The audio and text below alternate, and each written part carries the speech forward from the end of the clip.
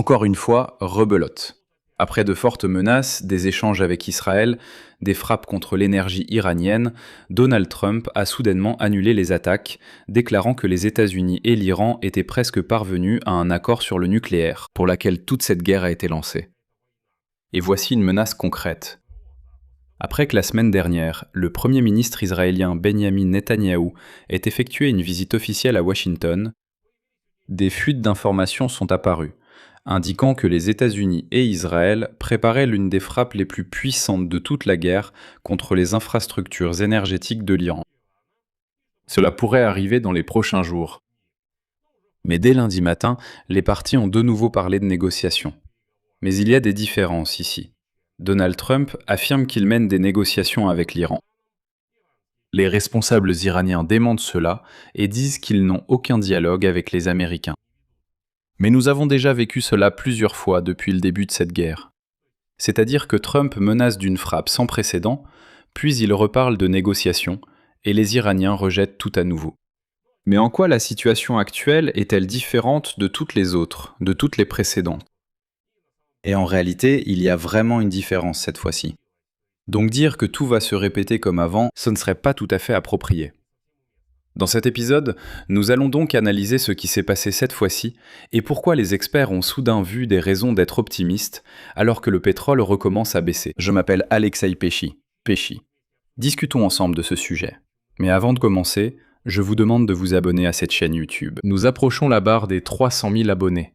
Je vous serai donc reconnaissant pour chaque abonnement de votre part. Alors procédons dans l'ordre. Commençons par la menace même adressée à l'Iran. Peu de temps avant l'annulation, Trump a publié un message dans lequel il a littéralement déclaré ce qui suit. Les États-Unis d'Amérique sont armés et prêts à affronter la République islamique d'Iran avec une force et une puissance militaire jamais vues depuis la Seconde Guerre mondiale.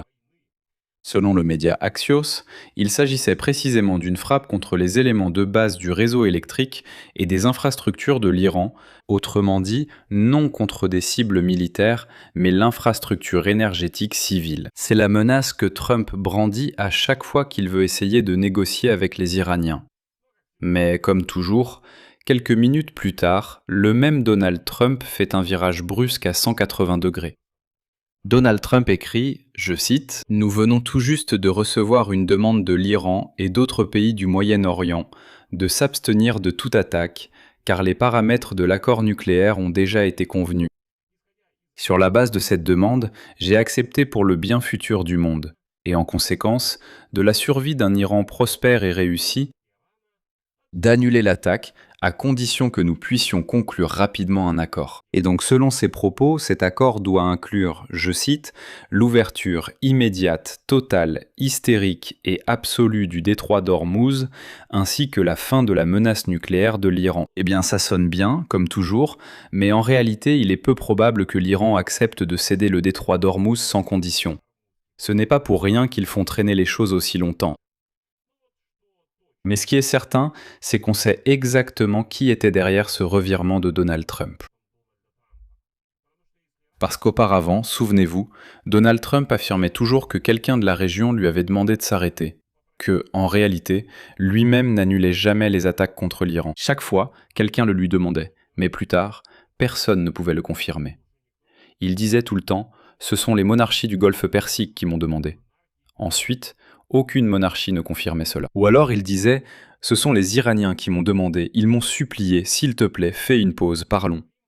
Ensuite, les Iraniens disaient « nous n'avons jamais contacté personne ». Mais, cette fois, il y a une personne précise qui, apparemment, a vraiment demandé de ne pas attaquer l'Iran. Selon Axios, le prince héritier d'Arabie Saoudite, Mohammed Ben Salman, a appelé Donald Trump samedi et a effectivement exprimé son inquiétude concernant les projets de frappe contre l'Iran. CBS News confirme que c'est bien Ben Salman qui a persuadé le président américain de renoncer à de nouvelles frappes puissantes et de revenir à la désescalade. De plus, l'agence officielle saoudienne a également confirmé dimanche le fait même de la conversation entre Trump et Ben Salman. Et plus important encore, c'est que Ben Salman a appelé Trump après que le président américain a eu des entretiens avec Benjamin Netanyahou. Après quoi, Trump a commencé à menacer de frappes contre le secteur énergétique. Mais, à en juger par les faits, Ben Salman a réussi à faire changer Trump d'avis mieux que Netanyahou.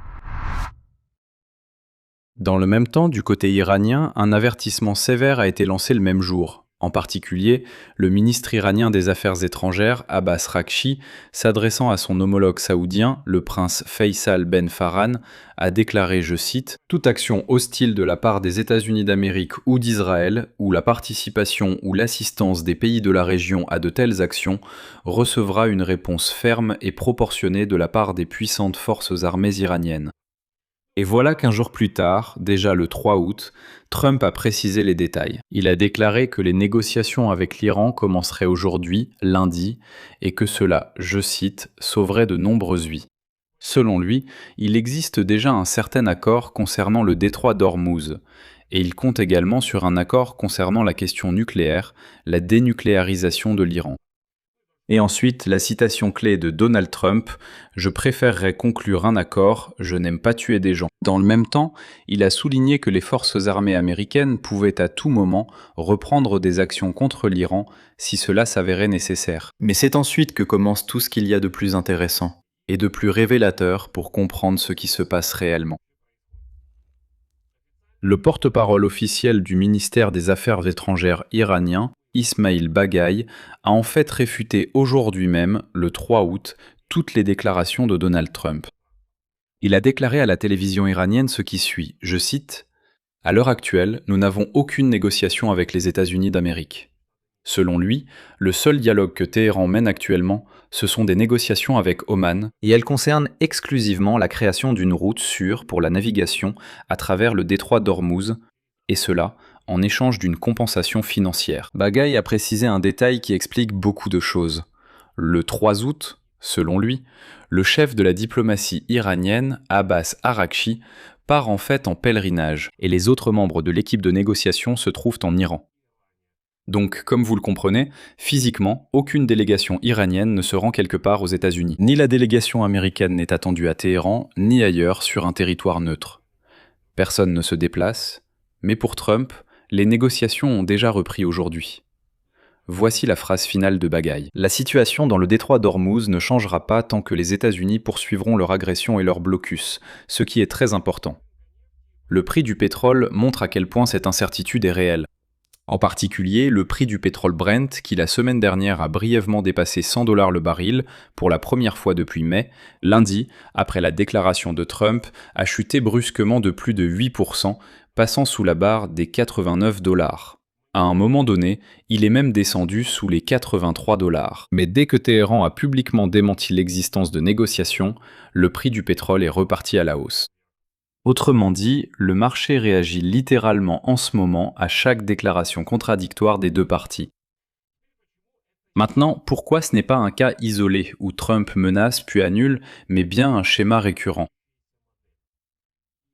Et ce schéma récurrent est en fait très intéressant d'un point de vue analytique. Je rappelle qu'en mars, soit quelques semaines après le début de la guerre des États-Unis et d'Israël contre l'Iran, Trump avait annoncé une pause de 10 jours dans les frappes contre l'infrastructure énergétique de l'Iran, repoussant cette échéance au 6 avril. Ensuite, les échéances ont été repoussées encore, et comme vous vous en souvenez, tout a commencé avec 10 jours, puis c'est devenu 1 mois, et ainsi de suite. À chaque fois, la logique est la même. Donald Trump annonce de la manière la plus ferme une frappe sans précédent, ce qui provoque une forte hausse des prix du pétrole et la panique dans la région. Ensuite, une sorte de médiateur apparaît. Cette fois, il s'agit du prince saoudien Mohammed Ben Salman qui convainc Trump de reporter l'attaque en raison d'un accord presque conclu.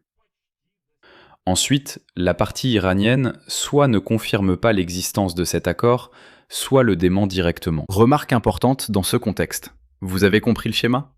Trump menace fort. Il va détruire tout le secteur énergétique, ce sera la frappe la plus puissante depuis la Seconde Guerre mondiale. Ensuite, selon ses propres mots, il y a quelqu'un qui apparaît, quelqu'un dans la région qui lui demande et le supplie littéralement de ne pas frapper.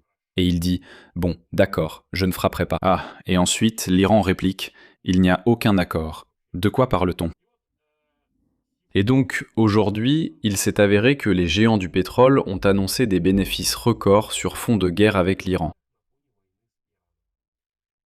La société ExxonMobil a officiellement gagné plus de 14 milliards et demi de dollars en un trimestre. Chevron, 12 milliards. La société Shell, près de 10 milliards, et tout cela sur fond de flambée des prix du gaz et du pétrole. Autrement dit, plus le Moyen-Orient reste en feu, plus les plus grandes compagnies pétrolières des États-Unis et de l'Europe gagnent de l'argent. Mais parfois, il faut faire baisser les prix du pétrole pour que d'autres entreprises puissent acheter. Dès qu'elles ont fait leurs achats, on peut à nouveau faire remonter les prix pour que les entreprises américaines et européennes en profitent. Comme on dit, je ne fais allusion à rien. Juste de quoi réfléchir. Qu'est-ce qu'on peut en conclure ? Pour l'Iran lui-même, ce modèle de Trump est en réalité avantageux. Parce qu'à chaque fois que la menace d'une frappe massive contre le secteur énergétique devient presque réelle, le pays obtient un répit en échange de concessions sur la navigation dans le détroit d'Ormuz, qu'elle finit elle-même par nier en disant que ce n'est pas un accord. Ou alors par de nouvelles déclarations. Pour l'Arabie Saoudite, les Émirats Arabes Unis et le Qatar, qui selon les propres mots de Trump, qui apparemment lui demandent aussi sans cesse de ne pas lancer de frappe.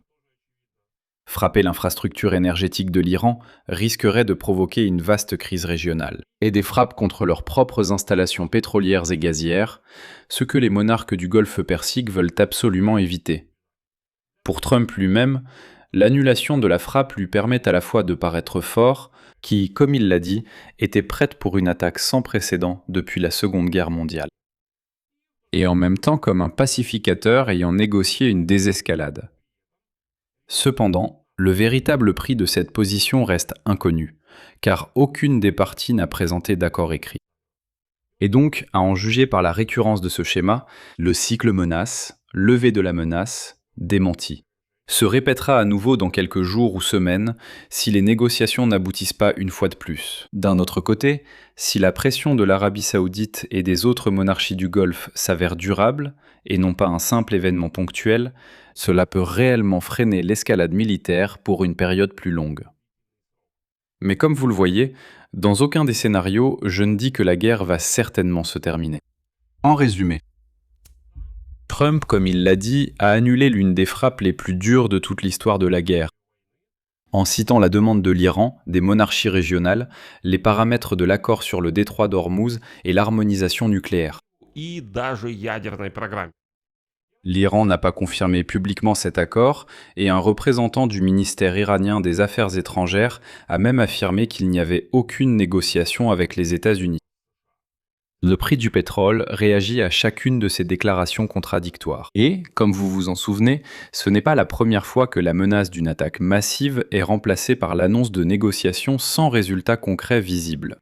Et la répétition de ce schéma rend raisonnable d'adopter une vision prudente et non optimiste quant aux chances réelles de règlement dans les prochains jours ou semaines. Je vais m'arrêter ici.